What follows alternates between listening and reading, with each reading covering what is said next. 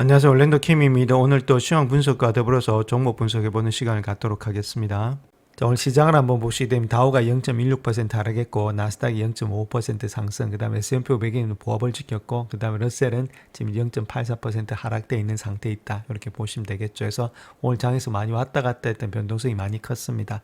자, 아침장에 좀 많이 큰 폭의 상승하면서 갭으로 떠서 출발했죠. 그 이유는 금리 인하에 대한 기대감, 그것도 한 번이 아니고 두 번 정도는 인하하겠다. 그러니까 이번 10월에 한 번 인하하고 12월 달에도 인하하겠다. 그 뜻을 인해서 주가가 좀 많이 뛰어서 상승을 했습니다. 자, 그렇게 하다가 2시 반에 파월 의장의 발언이 있죠. 12월에는 아직까지 금리 인하에 대해서 가능성은 없다. 자, 그렇게 이야기를 하면서 주가가 급락을 했죠. 급락한 후에 나스닥 이런 거 다시금 반등하는 모양이 있었죠. 아무래도 실적 발표에 대한 그런 기대감으로 다시금 반등되는 그런 모양이 있었다.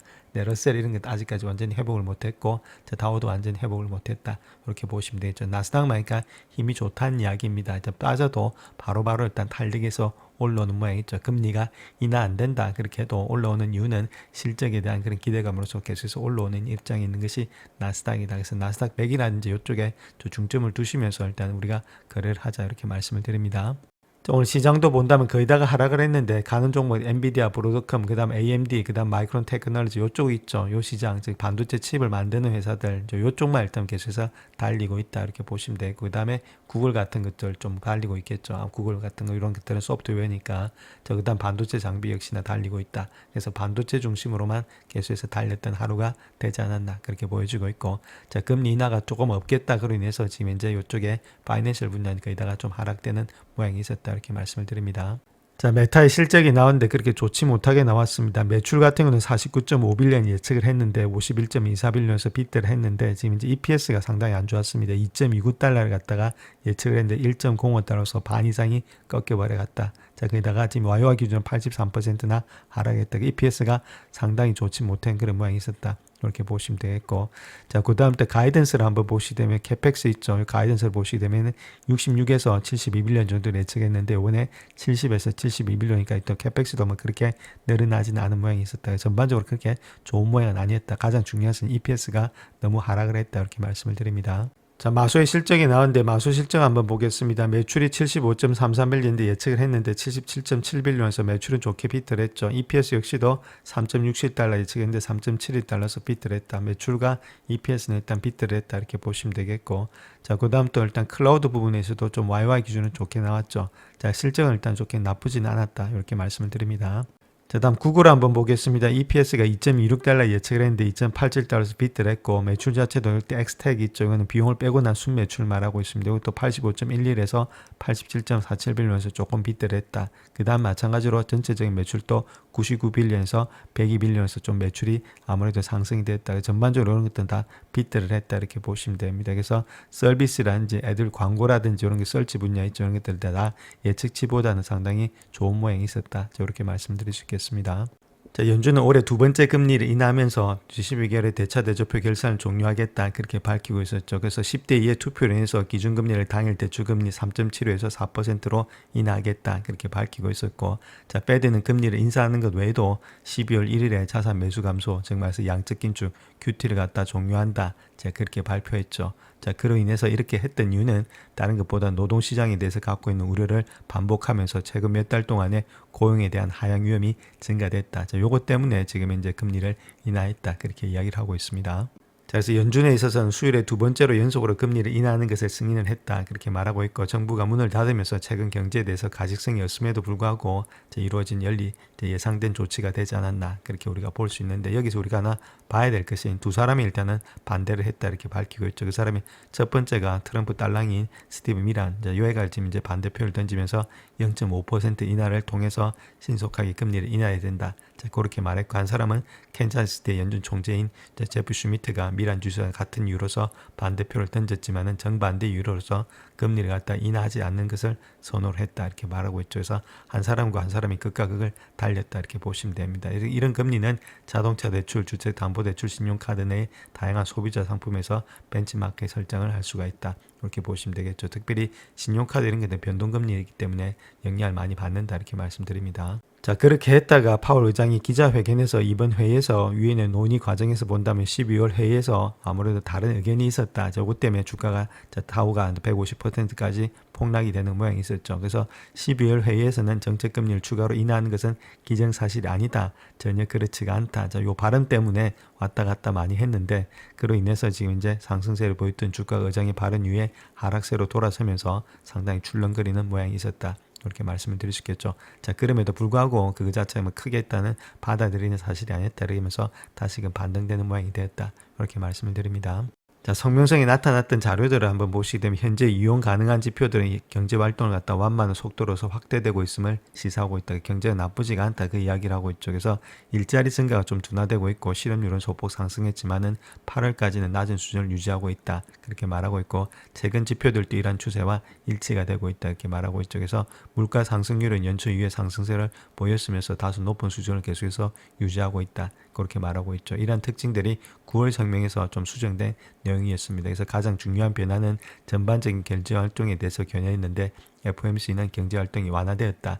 이렇게 밝히고 있었습니다. 자, 또한 성명서에는 정책 위반자들이 노동시장에 대해서 갖고 있는 우려를 반복하면서 최근 몇 달 동안의 고용에 대해서 하행 위험이 많이 증가됐다. 그렇게 말하고 있고 셧다운 이전에도 회고는 억제됐지만 채용의 속도는 둔화됐다는 증거가 나타나기 시작했고 자, 아무래도 물가 자체도 2%를 상당히 상회하는 그런 3%가 나타나고 있다. 자, 그 이유는 에너지 가격의 상승이라든지 대통령의 관세와 관련된 여러 가지 품목의 영향이 상당히 컸다. 자, 그렇게 말하고 있죠. 연준은 완전 고용과 지금 안정적인 물가 사이에서 균형을 맞추려고 노력하고 있는데 자, 그럼에도 불구하고 고용 상황이 다시금 조금 더 크게 일단 위험을 초래한다. 자, 고로 인해서 지금 이제 아무래도 금리를 낮추려는 입장이 있었다. 그렇게 말하고 있고 또 6조 6천억 달러 규모의 중앙은행의 대차 대조표 보유 채권을 갖다가 줄이는 절차를 종료할 것이다. 자, 이렇게 밝히고 있었죠. 여기까지가 일단 이제 상당히 좋은 모양이었다. 이렇게 말씀드립니다. 자, 그 다음에 QT에 대해서 한번 알아보겠습니다. 양적이 완화가 아니고 긴축이죠. 이 프로그램 자체가 연준의 국채라든지 주택저당증권 MBS 포트폴리오에서 한 2조 3천억 달러를 삭감했다. 그렇게 말하고 있고 연준은 만기가 도래하는 정권의 자금을 재투자하는 대신에 매달 제한된 수준에서 대차대조표 일부를 감액하는 것을 허용해왔다. 즉 대차대조표에 있는 자산을 갖다가 셀을 했다. 판매를 했다. 그 이야기를 하고 있죠. 그런데 최근에 단기대출 시장의 긴축 조짐이 좀 나타났다. 그로 인해서 감액 조치가 이미 충분히 진행됐다는 우려가 제기가 됐다. 즉 말해서 이런 시장에서 긴축 조짐이 나타났다는 유동성이 상당히 부족해졌다. 그 이야기를 하고 있습니다. 자, 그래서 더 이상 일단은 지금 이제 자산을 팔지 않고 그만두겠다. 그 이유가 아무래도 이렇게 유동성이 부족해서 나타났다. 그 이야기를 하고 있죠. 그래서 이 결정에 첨부된 시행 지침에서는 연준이 만기가 도래하는 모기증권에서 발생한 수익 이런 것들을 단기국채로 전환할 것이다. 이게 발생한 수익을 갖다가 다시금 단기국채를 사겠다는 그 이야기를 하고 있죠. 단기국채를 산다는 말은 유동성을 갖다가 풀어준다는 그 이야기입니다. 국채를 사니까. 자, 그래서 지금 현재 연준이 10월이나 연말까지 양적 완화를 종료할 것으로 예상하기 시작했다. 이렇게 밝히고 있고 특별히 COVID-19 동안에 코로나 있죠. 그때 보유자산을 확대하면서 대차대조표 4조 달러 남짓에서 9조 달러나 상당히 많이 사주면서 계속해서 돈을 풀었다는 이야기가 되겠죠. 그래서 이러한 것들 자산을 출소할 필요가 있다고 판단하면서 이번에 좀 많이 일단은 그렇게 매도를 했지만은 자산을 갖다 감축했지만은 팬데믹 이전 수준의 회귀는 예상하기 힘들다 이렇게 말하고 있죠. 그래서 지금 현재 보시게 되면 4조에서 한 9조 달러 정도가 육박했는데 6조 달러까지 일단 낮췄는데 4조 달러까지는 그렇게 가기는 힘든 모양이 있었다. 자, 그 이야기를 하고 있습니다. 자, 근데 실제로 에버코어 ISI 같은 경우에 있어서는 시장 상황이 좀 변함에 따라서 연준이 2016년도 초에 파월 의장이 만약에 바뀌었을 때 그때는 유기적인 성장 목적으로 인해서 실제로 자산 매입을 할 가능성도 많이 있다. 그런 시나리오가 있다는 거겠죠. 그래서 QE를 할 수 있다. 양적인 완화를 통해서 자산을 다시금 사들일 수 있다. 그 이야기를 하고 있습니다. 보통 보면은 연준은 경기 확장기 주시한 강세장 기간에는 통화정책을 완화한 경우가 드물죠. 긴축을 하면 하지 완화하지 않는데 이렇게 완화를 할 가능성이 상당히 많이 있다는 겁니다. 왜냐하면은 트럼프의 지금 현재 중간 선거가 있기 때문이다. 이렇게 보시면 되겠고, 지수 자체는 변동성이 크지만 빅테크 주식 그다음에 이런 것들의 추가 상승, 견조한 어닝 시즌 힘입에서 연이은 사상 최고치를 갖다 경신해 오고 있는데, 자 이렇게 되면 정말 좀 멜트업이 일어나면서 주가가 큰 폭에 또 상승될 가능성이 많이 있다. 이렇게 말하고 있죠. 그래서 금리를 인하할 때는 시장은 계속해서 상승을 해왔고, 또 완화적인 정책이 인플레이션 위험을 내포하고 있기 때문에 어찌 보면은 이로 인해서 또 금리를 또 인상할 수 있는 그런 입장이 있을 수도 있다. 이렇게 보시면 되겠죠. 너무 많이 멜트업이 됐을 때는 그때는 좀 조심해야 될 때가 되지 않겠나. 자 그렇게 보여집니다. 자, 연준은 이전에도 S&P 500 지수에 대해서 사상 최대 규모인 4차례 금리를 단행했는데 그 이후의 상황이 어떻게 될지 거기에 대해서 한번 살펴보겠습니다. 자, 그래서 시장이 이렇게 강세를 보이고 있음에도 불구하고 연준이 통화정책을 완화한 그 자체가 흔치 않는 일이다 이렇게 말하고 있죠. 이럴 때는 마치 불에 기름을 붓는 것과 같다. 자, 이렇게 말할 수가 있는데, 자, S&P 500이 JP모건에 따르면 사상 최고치를 기록했을 때 금리가 인하된 사례는 단 4번뿐밖에 되지 않는다. 자, 그럴 때 1년 후에 기준금리가 매번 상승했고 평균 수익률은 20%이다. 최악의 수익률은 15%가 되고 있다. 이렇게 말하고 있죠. 그러니까 계속해서 상승이 된다. 이렇게 말씀을 드리겠습니다. 자, 원래 현상대로 간다면은 연준이 경기 침체 직전에 있고 시장 자체에 타격을 입은 그런 약화된 경제를 부양하기 위해서 금리를 인하하는 것, 이런 것들이 일반적인 경우가 많겠고, 또 오늘날의 연준은 팬데믹 이후에 급등한 인플레이션을 막기 위해서 필요했던 긴축 정책 이런 것들을 또 완화하려고 있기 때문에 다소 특이한 상황에 있다는 거죠. 뭐 결론은 트럼프 말 때문에 지금 금리를 인하한다 이렇게 보시면 되는데, 자 가장 중요한 것은 다른 것보다는 노동시장이 좀 약세를 보이고 있다는 것들, 자 요거는 어느 정도 지금 신뢰가 되고 있다 이렇게 보면 되겠죠. 그래서 요거 외에는 나머지 것들은 거의 다 지금 금리를 인하하기는 부족하다 이렇게 말씀드립니다. 자, 그렇다면 그렇게 했을 때 멜트업이 될 수 있다는 겁니다. 멜트업은 주가가 급격하게 올라갈 수 있다는 거죠. 기름을 부으니까. 자, 그럴 때는 그것이 또 단기 고점이 또 될 수도 있다. 이렇게도 보실 수 있겠고. 자, 그렇게 했을 땐 시타델 같은 경우에는 지금 콜옵션, QQQ에 대한 콜옵션을 갖다 해라. 그렇게 말하고 있는데, 우리 한국 분들은 못하니까 뭐 TQQQ 해라. 자, 그렇게 볼 수가 있습니다. 근데 안 되겠고 그냥 QQQ만 하셔도 되지 않나. 그렇게 보여지고 있죠. 자, 그렇기 때문에 개인 투자가가 참여가 사상 최고치를 기록하면서 상승 블록은 여전히 매력적인 가격에 있다 이렇게 보시면 됩니다. 그래서 이때는 좀 단기 고점이 될 수 있기 때문에 이때 기다리셨다가 뭐 내려올 때 매수하신 분들도 괜찮겠고, 그 전에 다 하셔서 계속해서 들고 가는 전략도 여러 가지가 있지 않겠는가. 자, 그렇게 우리가 보실 수 있겠습니다. 자, 그 다음 또 하나 봐야 될 것은 모건 스탠리 같은 경우는 2010년도 금리 인하로 인해서 헬스케어 주식 이런 것들이 잠재적인 수혜주가 되지 않겠는가. 자, 그렇게 볼 수가 있겠죠. 특히 팀은 바이오텍이 연준의 첫 번째 금리 인하 후에 6에서 한 12개월 동안은 상대적으로 강한 성과를 보이는 경향이 있다. 자, 그렇기 때문에 헬스케어 역시도 지금 상승폭이 상당히 지금 이제 많이 줄어들어 있는 상태에 있죠. 자, 그런 가운데이기 때문에 또 금리의 효과를 받을 수가 있다. 그런 식으로 이야기를 하고 있습니다. 자, 블랙록의 공동 CEO인 제프 쉔이 미국 주식에 대해서 낙관적인 전망을 유지하겠다. 자, 그렇게 이야기를 하고 있고, 해외 시장의 기회가 또 있다. 그런 식으로도 이야기를 하고 있습니다. 자, 제프 쉔이 이야기하고 있는 내용은 향후 6개월에서 12개월 동안의 미국 주식에 대해서 건설적인 견해를 유지하고 있다. 그렇게 말하고 있죠. 자, 그럼에도 불구하고 글로벌 시장이 따라잡기 위해서 노력하면서도 투자자들이 해외에서도 더 매력적인 기회를 찾을 수가 있다. 자, 그 이야기를 하고 있죠. 자, 특히 다른 것보다는 인공지능에 대한 기대감, 그 다음에 이 투자에서 비롯될 수 있는 잠재적인 생산성을 증가를 고려해 본다면은 근본적인 자본 지출에 대해서 이야기가 나올 것이다. 이렇게 말하고 있죠. 그래서 지금의 돈이 나오는 것은 아무래도 자본 지출에서 돈이 나오고 있다. 자, 그 이야기를 하고 있죠. 그래서 인공지능에 대한 낙관론과 금리 인하 기대감이 이러한 강력한 상승세를 부추기고 있지만은 이러한 상승세가 지속될 수 있을지, 그리고 시장이 밸류에이션이 높아지고 성장 모멘텀이 둔화되는 사이클 후반부에 접어들고 있는 것은 아닌지, 자, 그러한 의문도 있다.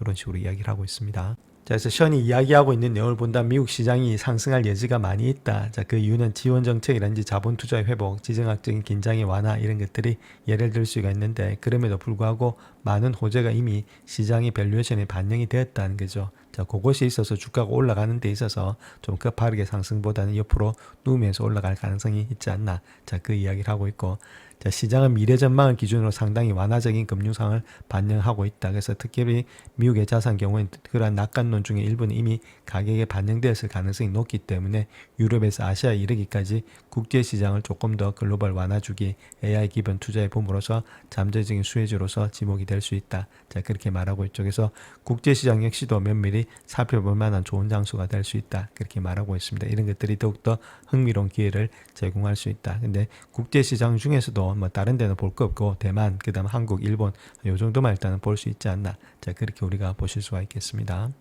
자, 먼저 연준이 금리를 인하하고 다시 인하할 것이라는 신호를 보내게 되면 이러한 주식들은 급등한다. 자, 그렇게 이야기하고 있는데, 자, 그 내용에 대해서 한번 살펴보겠습니다.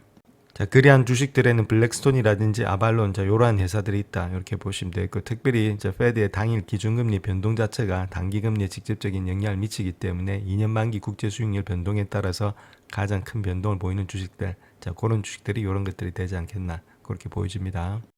자, 그러한 회사들은 이렇게 있습니다. 자, 이렇게 심볼들이 다 있으니까 한번 보시고, 이렇게 많아가지고 일단 계속해서 내려야 되니까 많습니다. 이 정도 보시고, 그 다음 또 밑으로 내려 보시게 되면 이렇게 있으니까 한번 사진을 찍든지 보시길 바라겠습니다. 그래서 이런 식으로 되고 있고, 상당히 많죠.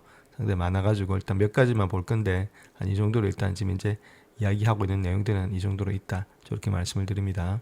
자, 그렇다면 그러한 이유들이 있겠죠. 자, 그 회사에 대해서 한번 보겠습니다. 블랙스톤이 있는데 블랙스톤 같은 금리가 낮아지면서 부동산과 신용자산이 늘어날 것으로 예상이 되기 때문에 블랙스톤이 되지 않겠는가. 그 다음 주택 건설업체인 레나르 이런 것들도 경기가 회복되고 잠재적인 주택 소유자들이 자금을 조달하기가 쉬워지면 상승할 수가 있겠죠.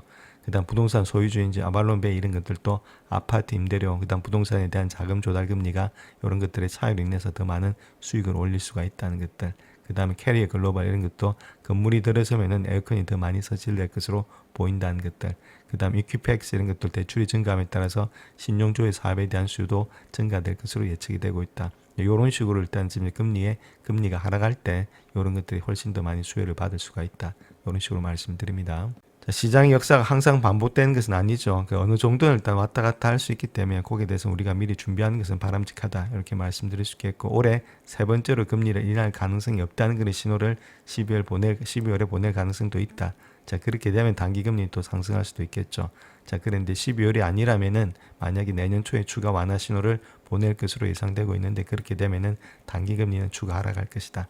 자, 그럴 때 이런 주식들이 좀 수혜를 보지 않겠는가. 그렇게 보여집니다. 자, 다음 엔비디아 자체가 역대 최고 가치의 상장 기업으로 등극되면서 옵션을 활용해서 더 적은 위험으로 더 큰 상승의 기회를 포착할 수가 있다. 이렇게 말하고 있는데, 물론 옵션을 활용하지 않아도 우리가 그냥 매수하는 것만으로도 충분히 일단 상승을 갖다가 누릴 수 있다. 이렇게 말씀을 드립니다. 자, 그래서 엔비디아 같은 경우에 있어서는 AI 컴퓨팅 분야에서 주도적인 역할을 하고 있죠. 그래서 칩 제조업체에서 가속 컴퓨팅, 생성적 AI를 향한 글로벌 전환을 주도하는 필수 플랫폼으로서 변모되고 있다. 그래서 시총이 5조 달러에 달하고 있다. 이렇게 보시면 되는데, 자, 가장 중요한 것은 블랙웰 아키텍처 이런 것들이 주요 하이퍼스케일러와 함께 파트너십이 확대가 되고 있고, 특별히 스펙트럼 X 이런 네트워킹의 빠른 도입을 바탕으로 제품의 주기가 주도로 하고 있다. 주비가 상당히 빠르다는 이야기입니다. 자, 그로 인해서 엔비디아는 전체 데이터 센터 스택에서 영향력을 확대하고 있다. 자, 그렇게 말하고 있죠. 또한 기록적인 분기 실적의 달성들, 2조 달러 이상의 AI 인프라의 기대에 대한 가식성의 확보, 자, 그런 것을 통해서 뛰어난 성장, 수익력, 그리고 실행력을 모두 갖추고 있는데, 자, 그로 인해서 수익 대비해서 밸류에이션이 상당히 좋다는 겁니다. 이렇게 주가가 올라가면은 아무래도 밸류에이션이 상당히 높아져야 되는데, 계속해서 P보다는 E가 계속해서 따라붙고 있으니까, 그렇게 밸류에이션이 그렇게 높게 나타나지 않는 것들, 자, 이런 것들이 지금 이제 장점이다. 이렇게 말씀을 드립니다. 자, 그래서 여기서는 일단 235달러 정도를 갖다 목표가로 일단 상승세를 시작한다 이렇게 말하고 있는데, 뭐 235달러, 270달러, 뭐 300달러 이야기하고 있는데 아직 갈 때까지 가니까 일단 들고 가는 전략이 필요하지 않나 그렇게 보여집니다. 자, 그래서 밸류에이션을 보게 되면은 엔비디아는 P 레이쇼가 한 31배로서 업계 평균 26배보다는 소폭 높은 수준에서 거래가 되고 있는데, 자, 그 이유는 성장률이 훨씬 더 뛰어나다는 이야기가 되겠죠. 컨센서스 EPS의 성장률이 37%, 매출의 성장률이 36%가 예상이 되고 있다. 그래서 동종업계에 한 3배를 상회하고 있다는 겁니다. 그래서 수익이익률이 52% 넘는 엔비디아의 수익성이 대형 기술 기업 중에서 독보적이다. 그래서 하드웨어, 네트워킹, 소프트 전반에 걸쳐서 규모라든지 우위의 수익성이 통합을 보여주고 있다. 그렇게 이야기를 하고 있습니다. 자, 그렇다면 강세적인 논제에 대해서 한번 보겠습니다. 왜 이렇게 강세가 되고 있는지. 기록적인 성장의 주기가 있다는 거죠. 2010년도 2분기 매출 자체가 전년 동기 대비해서 56% 성장, 그래서 467억 달러를 기록하고 있고, 3분기 매출 전망치인 540억 달러도 지속적인 가속화를 나타내고 있다는 것들. 자, 블랙웰의 램프가 있는데 GB200의 시스템에 대한 강력한 수요, 전분기 대비해서 한 17% 증가되고 있고, 자, 이로 인해서 새로운 아키텍처가 2010년도 성장의 핵심 동력이 될 것으로 예상이 되고 있다는 것들, 또 생태계 확장이 있다는 거겠죠.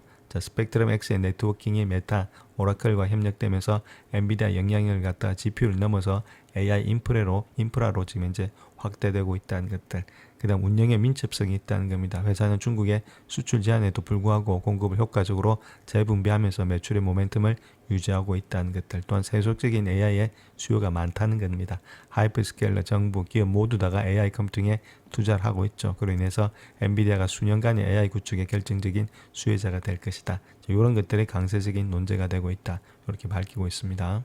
자, 그래서 현재 엔비디아의 급등세 자체는 AI 인프라와 네트워킹 부분에서 엔비디아의 새로운 리더십, 마진의 확대, 그리고 또 다른 기록적인 분기 실적에 대한 가식성 이런 것들을 확인시켜주고 있다는 겁니다. 그래서 블랙베리 사이클이 가속화되고 네트워킹 사업이 확대되고 무역평이 감당 가능한 수준으로 나타나면서 엔비디아의 AI 기반의 컴퓨팅 수요가 지속적으로 가속화됨에 따라서 시장에서 가장 확실한 그런 투자처 중에 하나로서 자리매김하고 있다. 이렇게 밝히고 있습니다. 자, 다음 뱅크 오브 아메리카에 따르면 정부와 협력해서 핵로 건설을 신속하게 추진하는 우라늄 생산업체를 구매하자. 자, 그렇게 이야기하고 있는데 그 내용에 대해서 한번 살펴보겠습니다.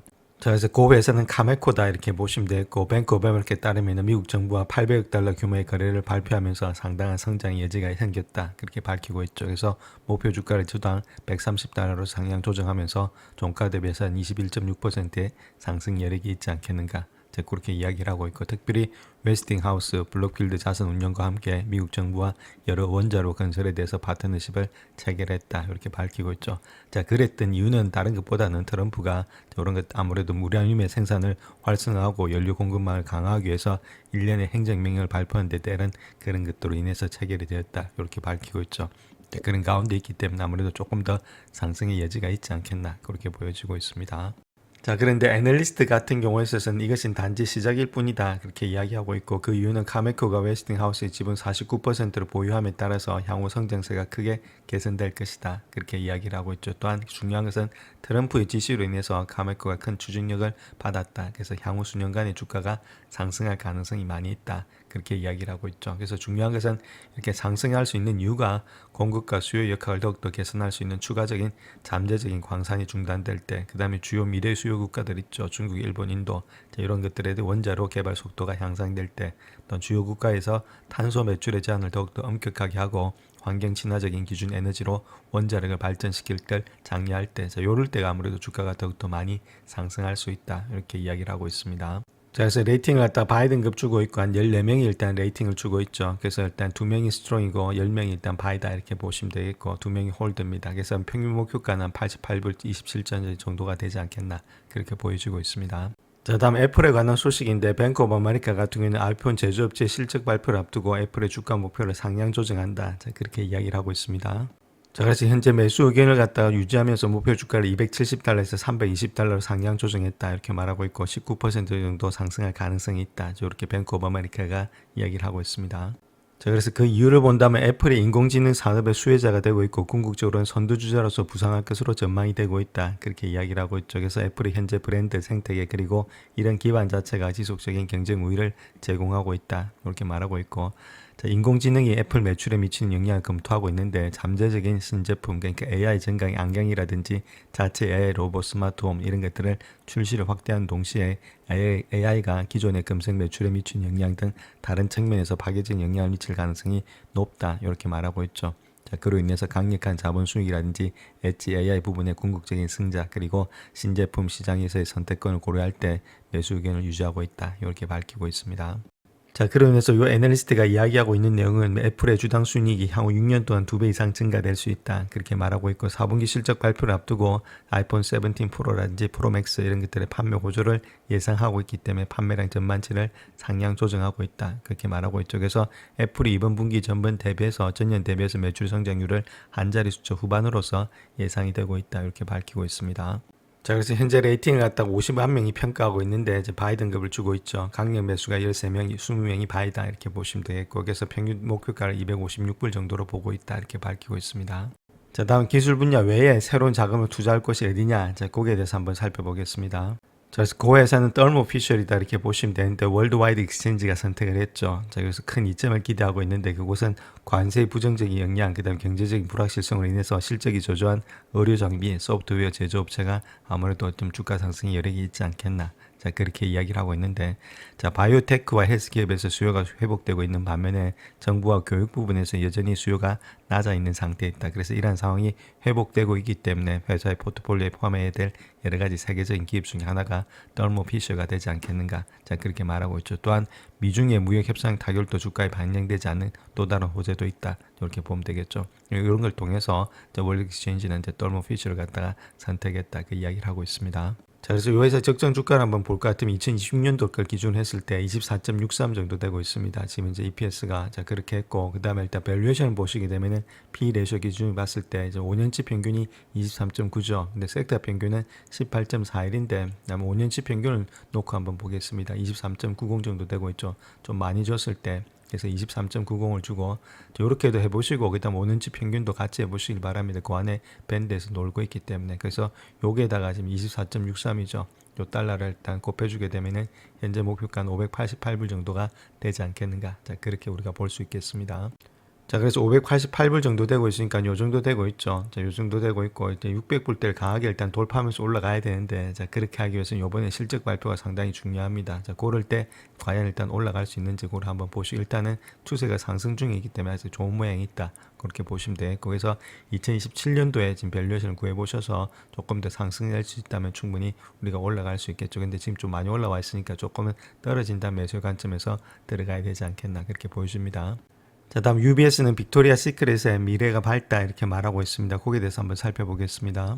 자, 그래서 UBS에 따르면은 빅토리아 시크릿의 앞으로의 길은 오직 오르막길 뿐이다 이렇게 말하고 있죠. 그래서 주가를 중립해서 매수로 상향 조정했다 그렇게 말하고 있고, 12개월 목표가를 25달러에서 46달러로서 상향 조정하면서 33% 여력이 있다. 자, 그렇게 말하고 있죠. 그랬던 이유는 회사 경영진에 대한 확신이 상당히 커졌다 그렇게 이야기를 하고 있고, 그래서 빅토리아 시크릿 그 다음에 핑크 브랜드 모두 다가 성공적으로 재조정할 수 있을 것이라고 이야기를 하고 있습니다. 그래서 수년간의 하락세 이후에 지속적인 동종 매출의 성장으로서 이어지면서 시장 심리를 갖다가 상승시킬 것이다 그렇게 말하고 있고, 자, VSCO의 제품의 파이프라인과 마케팅 전략이 홀리데이 시즌에도 이러한 모멘텀을 유지하면서 2025년도 4분기에도 MSD 대비해서 동종 매출이 증가할 것으로 예상이 되고 있다. 자, 그렇게 이야기를 하고 있습니다. 자, 또한 월가의 현재 회사 전망치에 대해서 의미 있는 상승 여력이 있다 이렇게 밝히고 있고, 이는 빅토리아 시크릿의 영업 레버리지 잠재력을 정확하게 반영하지는 못한다 이렇게 밝히고 있죠. 그래서 회사가 견고한 3분기 실적을 낼 것으로 예상되고 있기 때문에 향후의 주가 가능성은 충분하다. 자, 그렇게 이야기를 하고 있죠. 자, 단기적으로는 관세 역풍이 지속되고 있다. 그럼에도 불구하고 빅토리아 시크릿의 EBIT 마진 이익 등 이런 것들이 2025년도가 저점이 되지 않겠는가. 그러니까 주당 수익이 2016년도까지 감소해서 증가로 전환될 것으로 예측이 되고 있고, 이러한 연속적인 개선을 통해서 시장 자체가 턴어라운드에 대한 확신을 가질 것으로 예상이 되고 있다. 자, 그 이유는 아무래도 북미 매장의 성장에 대한 기대감, 그리고 해외 매출의 모멘텀 덕분에 향후 2년간의 회사 매출이 전년 대비 3% 증가할 것으로 예상되기 때문에 이게 가장 중요하겠죠. 또한 프로모션의 활동을 줄이고 정가 판매에 더욱더 집중함에 따라서 GP 마진 이런 것들이 아무래도 개선될 것으로 보여지고 있다. 이런 점이 가장 크게 일단 주가 상승의 원동력이 되고 있다. 그렇게 이야기를 하고 있습니다. 자, 그래서 레이팅을 본다면 10명이 지금 홀드를 주고 있고, 1명이 스트롱바이, 1명이 바이고 6명이 홀드다 이렇게 보시면 되겠죠. 그래서 에버리지 프라이스는 한 27불 정도로 보고 있다 이렇게 이야기를 하고 있습니다. 자, 그래서 적정 주가를 한번 보게 되면 EPS 정감률은 상당히 좋습니다. 2010년도가 마이너스 됐다 이제 플러스로 양전한다면서 22%까지 늘어나니까 EPS 성장률은 상당히 좋겠죠. 그래서 2.07달러가 2010년도가 되고 있다. 배수를 한번 보게 되면은 밸류에이션 한 17.66배수 정도 되고 있죠. 섹터 평균이 조금은 저평가되어 있는데 이걸 통해서 우리가 볼 수가 있겠죠. 그렇다면 17.66 정도를 일단 주면서 우리가 봐야 되겠죠. 그래서 17.66에다가 지금 모습에서 곱하기를 갖다가 2.07달러 해주면 되겠죠. 자, 그렇게 했을 때 나오는 가격을 본다면 한 36불 정도가 나타나고 있다 이렇게 말씀을 드립니다. 자, 그래서 그 가격대를 보게 되면 요 가격대가 되고 있죠. 지금 36불까지 많이 올라왔습니다. 자, 그런데 지금 이제 목표가를 주고 있는 게 한 46불 정도 주고 있으니까 아직까지는 상승 여력은 좀 많이 있겠죠. 근데 중요한 요번에 실적이 잘 나와주느냐, 자, 그것이 관건이 되고 있으니까 좀 눌릴 때, 그럴 때 일단 들어가는 방법이 필요하겠다. 물론 이 정도에서 잡았어야 되는데 조금 더 많이 올라왔기 때문에 좀 눌린다면 그때가 매수 관점이 되지 않겠나 그렇게 보여집니다. 영상을 끝까지 시청해 주셔서 감사합니다. 영상이 도움이 되셨다면 구독과 좋아요 부탁드립니다. 감사합니다.